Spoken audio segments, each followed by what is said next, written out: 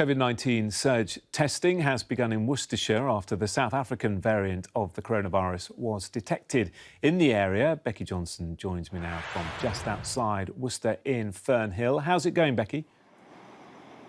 Yeah, well, this is the latest area to see surge testing after it emerged. There is a case in this postcode area of the South African variant of COVID-19 not linked to international travel. And it was only announced last night, but already dozens of people getting tested. If you take a little look, you can see people queuing down the road here. And the test site here opened at midday. It's in a pub car park, a mobile testing unit. And this is for people without symptoms to come, get a test, and then obviously anybody whose test returns a positive result will be asked to isolate, and then those positive tests will go off for further analysis to see if it is indeed the South African variant. And I'm told that can take up to 2 weeks, but obviously by then hopefully people would be isolating.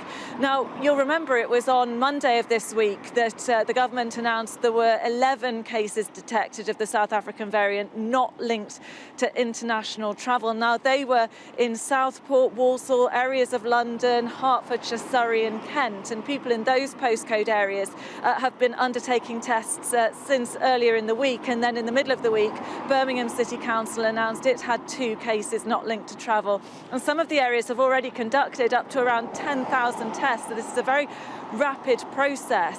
Here, I'm told in this area, it is just 1 case, according to a councillor that I spoke to, and they are hoping to test around 6,000 people in the WR3 and WR9 postcodes. So there will also be a drive-in centre opening in the coming days, and anyone clinically vulnerable is being asked to remain at home because door-to-door testing will be available. So this is what Councillor Tony Miller, who also actually lives in this area, so will have to book a test himself, told me a little bit earlier.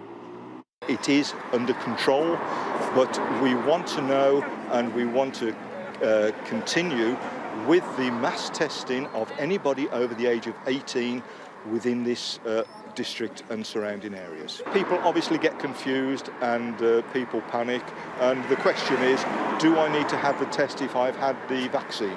Well, yes, we're still saying if you've had the vaccine, go along for the test. We want to cover every possible corner and get this thing killed. We need to get back to some normality.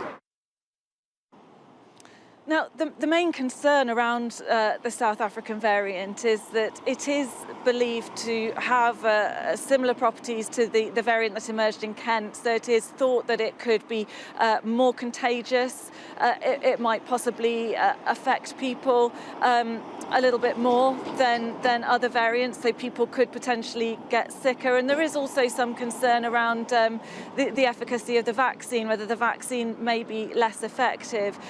Look, this testing will find ultimately whether this variant is spreading within communities in the UK.